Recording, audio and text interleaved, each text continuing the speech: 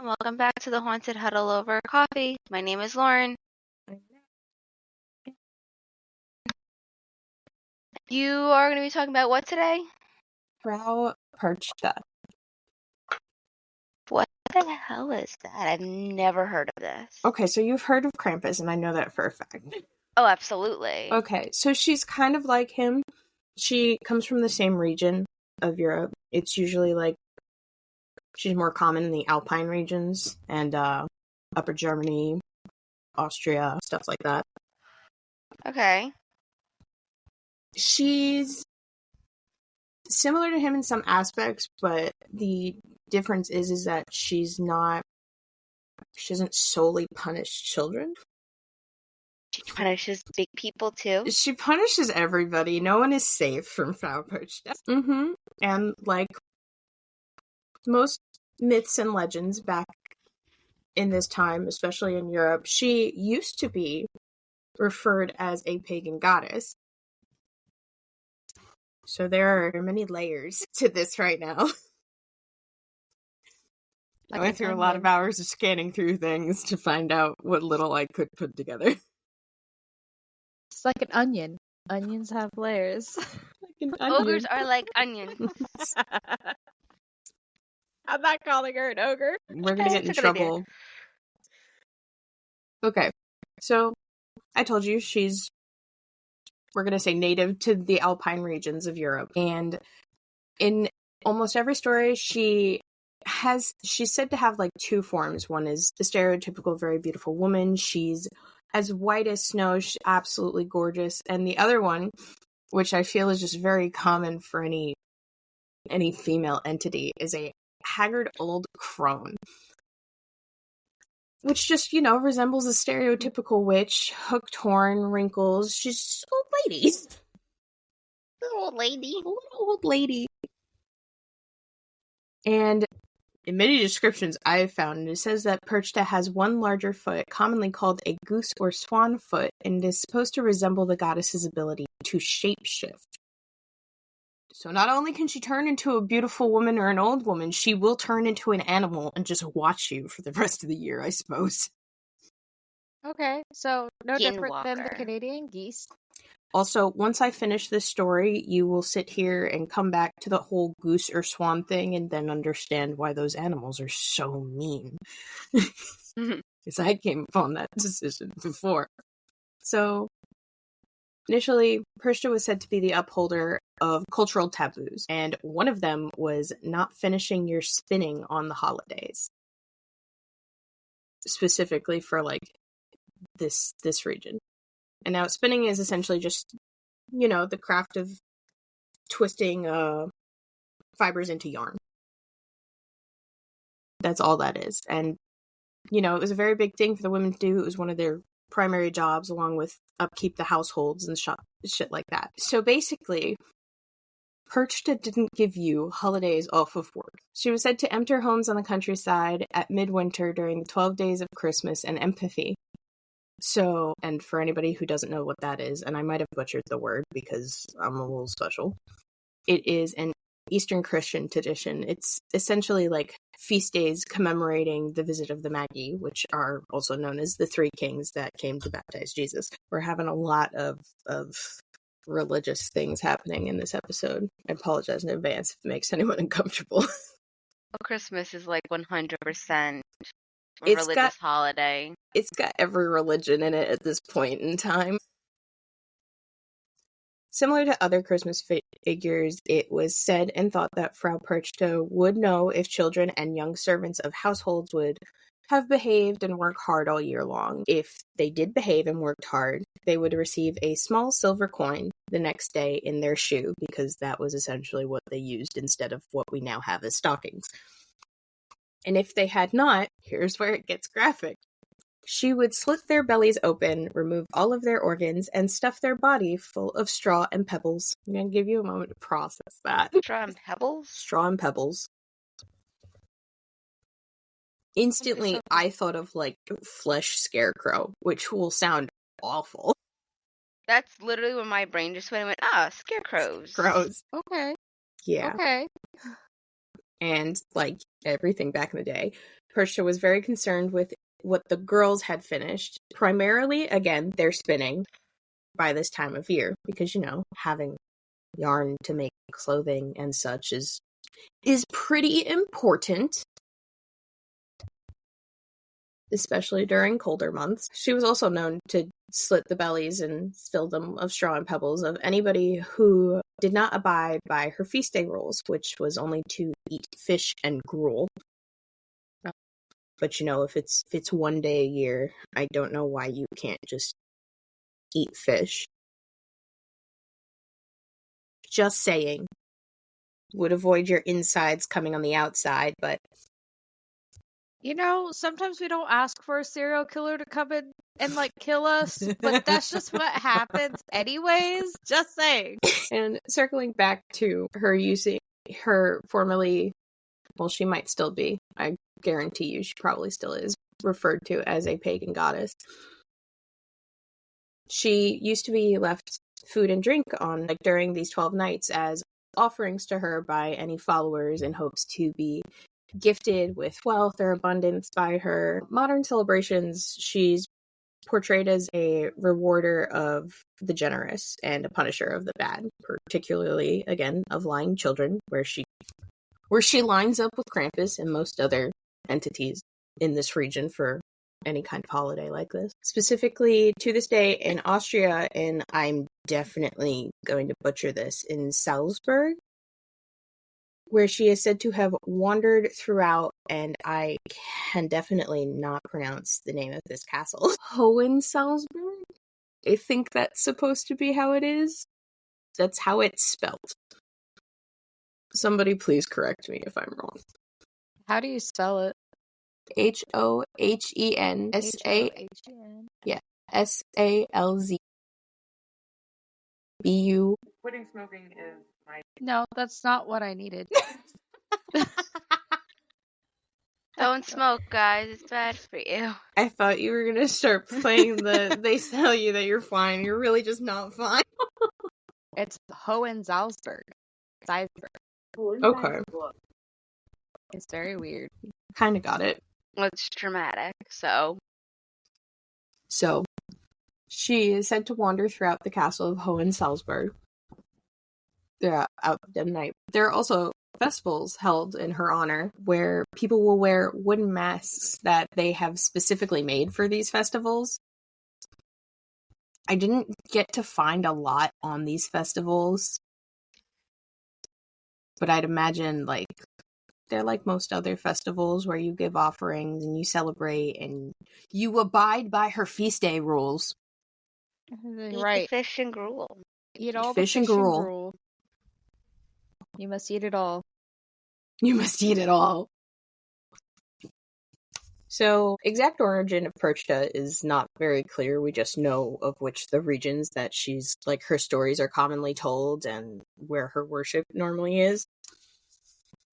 But regardless of where she came from, she is commonly referred to as the Christmas witch,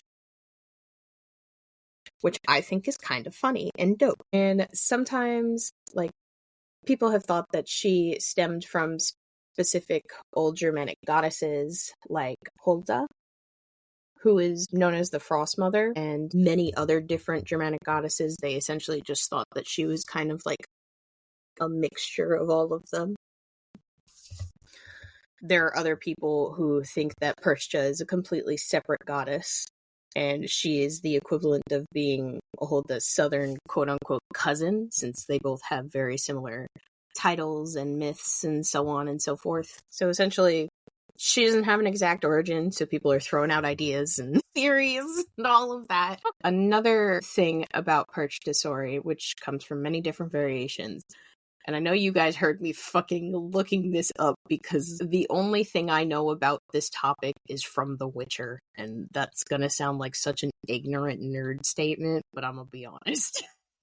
But at the same time, Silver a lot of The coin, Witcher, though. but also The Witcher, a lot of it is based on Eastern European folklore and mythology. Oh, I'm fully aware, but that doesn't mean it's accurate. No, but I mean, there's at least some part of it that is. It's like saying that there's some part of it that's accurate to Ark, but Okay, but like, let's take the Bible for example. At least some parts of that that's accurate, because there's like, we talk about the flood, right? Every culture or civilization has had a thing about the flood. Probably not as extensive as what the Bible said, but there was a major event. The whole world flooded. Nah. A singular boat survived. But it's the fact that, like, every culture or, like, civilization has something like that. Which means the flood part was probably true, but it being, like, only one boat or, two of every animal, yeah, no, that's a whole bunch of hocus pocus. It's a whole bunch of paperwork we don't have time for. But anyway, so throughout some of the variations of her stories, aside from the connection to any Germanic goddesses and so on and so forth, people had believed her to be a guardian of beasts and one of the goddesses to start the wild hunt. And for anybody who doesn't know what the wild hunt is it's obviously a hunt, and it occurs usually during the midwinter, consisting of supernatural ghostly riders who will hurl themselves across the skies. So if anybody has seen The Witcher, whether it be on the Netflix adaptation or you have played the games yourself, you know what I'm talking about. You've seen it. And these riders will just hunt down and abduct poor unfortunate mortals who've just been spirited off to the afterlife or the hereafter, wherever the fuck they're bringing you. Take me with you. Please, I beg of thee. I beg of thee. But yeah, that is mostly it. I couldn't really find any stories, like specific stories people were telling about Perchta. I found a lot of like the older stories that I've obviously bulleted pointed. It's kind of sad because it sounds like it's something that's also slowly dying. Either that or we're just a bunch of Americans, so we don't have like as much privilege to like know about all of that because we're not. I found out about her like while I was in college, and the funniest thing, the reason I found out about her was because of an artist that I follow. Abigail Lawson makes all these kinds of like creepy, witchy, artistic pieces, and during Christmas time she draws Krampus because, Christmas demon. And then she started drawing Perchta. I was like, who the hell is this? Who the hell are you? And now people are drawing them together, and I think it's the cutest thing ever, but I will leave that to myself. Fangirling over here. I think they're cute with people, how they depict them. Evil couples be evil couples, and it's a goal. It's great. We love that for them. Evil couple goals. When I grow up, I want to be like that. You want to be like Perched? Yeah. Slitting children's bellies and filling them with straw. It's not just children, though, remember. This is true. Everybody. I wouldn't necessarily go because children, children are children. They don't deserve that sort of thing.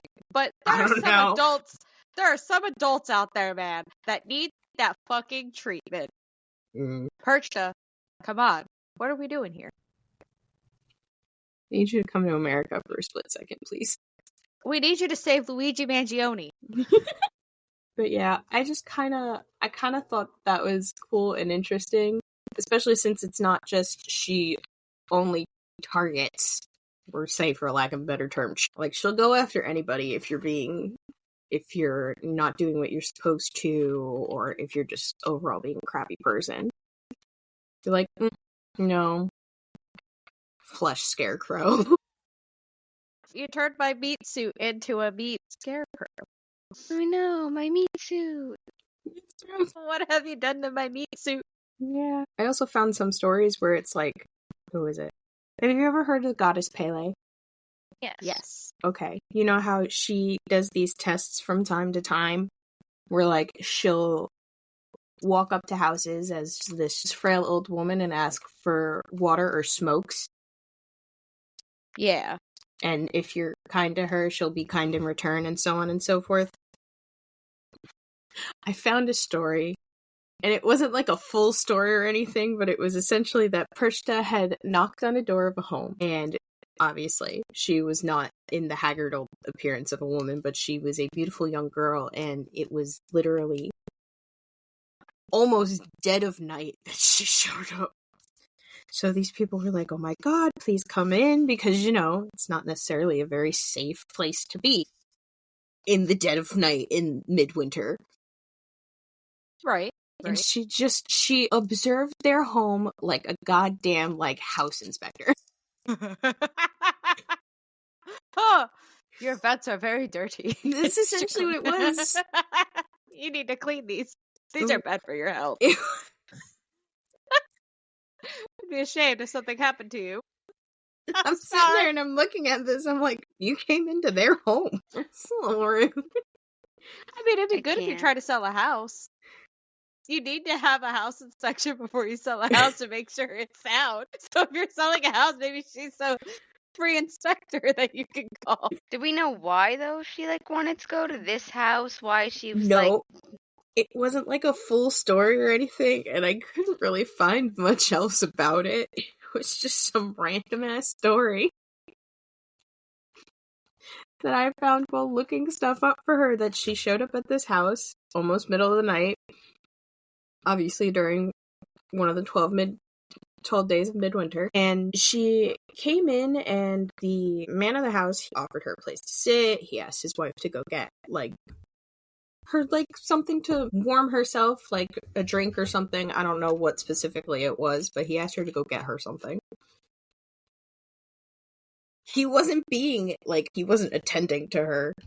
He made sure she was okay, and then he went to go do something else. He walked away, so it was just her and the wife. It was the most uncomfortable interaction I've ever read in my life. Kind of makes me think of the times that black-eyed children would show up at your doorstep and want to come in. No, it more so made me think of when your mother-in-law comes to visit unexpectedly, and she's just gonna critique everything in your home. That's the vibe that gave me. Yeah, but she's almost there to see if she needs to kill you or whatnot, right? Oh, I know, she's there with a purpose, but the vibe of the genuine interaction I read between her and the woman of the house, it gave me the vibe of when your mother-in-law comes to visit, she's just why is this place so filthy? Karen, do you not clean? What the hell was that? Me? Are you okay? Yeah, out of nowhere, my whole sister went, bye-bye, and just kicked me out. No more for you. Lauren, technology does not like you at all. I don't know what it is, and it's only at my house that it does this. I think you got a Spectre there. I need to get a better Wi-Fi booster. I'm actually not using my laptop. I'm using my actual desktop, which I usually get better luck with, but I don't know. Apparently not today. Not today, Satan. I'm also kind of wondering now, what do you do with the bodies that she's left? Because she doesn't take them. She just guts you and fills you with straw and pebbles. I want to take your skin. Scarecrow. She doesn't even do that. She just leaves you. Scarecrow. I mean, I guess at that point, you could probably compost the body. So, for the spring. Compost little Timmy. Or you could probably eat the body since it's the dead of winter. No, and nothing's we're not alive. condoning No. cannibalism. Cannibalism is never the answer. I'm just saying. No. It's an option. See, she's gonna come. If No. you're stuck. No. Yeah, Tony, be careful. We are within that window. We do not eat people. I mean, don't actually eat people. Try to be facetious here. But Facetious. Be kind. Facetious. I've never heard a person pronounce that. Facetious? I thought the P was silent. There is no P. There was an F. You're saying facetious. No, I'm saying facetious. You said facetious. Okay. Anyways, though, you could just compost the human body. That's probably the better part, because you can't turn yourself into a tree upon your death. So, where's that quote? I need it. It's a Sebastian Stan quote, but it's like something about him saying, I just want to go to the forest, curl up and die. And then maybe an acorn will fall on my butt and a And great we'll grow tree. into an oak tree. Maybe a squirrel will come and eat the nuts off my tree. It's a great quote. I still have the video somewhere on my phone because it is that much of a great quote. I mean, that's an actual custom. Yeah, people do. They want to be buried and like put into the roots of a tree. That's what I want to do when I die. That's definitely an option for me when I die. You could also get turned into fertilizer. Like it literally gets turned into like mulch. So I can live up to being shit for the rest of my afterlife. Excellent. I mean, you'd give like a squirrel a nice habitat. I could be fertilizer by you planting a sapling over my grave, too. Why you gotta grind me up into mulch? Exactly. You'll just make like a nice, comfy, cozy habitat. Sorry, I've only had one cup of coffee this morning. Huh. You know what? You'll just make a nice, cozy home for worms, bugs, and everything else of your mulch. And then if you're fertilizer, you'll have a sapling planted on you or a crop like corn. And we all know what we say about corn. Corn does not digest very well, if at all. You see it. But yeah. Frau Perchta. That's all I got, y'all. That's all you got, y'all? That's all I got. Okie doke. Alright, so guys, thank you so much for tuning in for this week's episode of The Haunted Huddle Over Coffee as we talk about Perchta. Happy holidays for anybody who celebrates, and we hope you guys have a great day. Yeah. Merry Christmas, Happy Hanukkah, Happy Kwanzaa. Yeah, the first night of Hanukkah is on Christmas Day this year at sundown. Woo. Alright, well, happy holidays, guys. Alright, bye. Bye. Bye.